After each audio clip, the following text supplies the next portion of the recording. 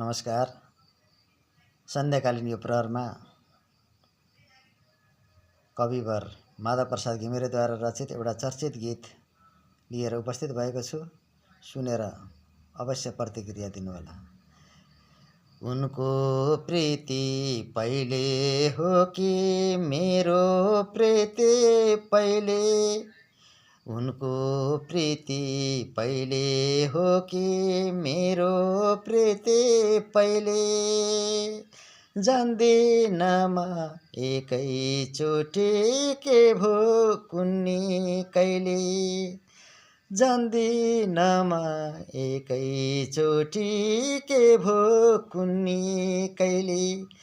यति राम्रो मुहार तिम्रो पहिले कहाँ थियो, यति राम्रो मुहार तिम्रो पहिले कहाँ थियो, बल्ल देखेँ बलेपछि पिरतीको दियो, पिरतीको दियो।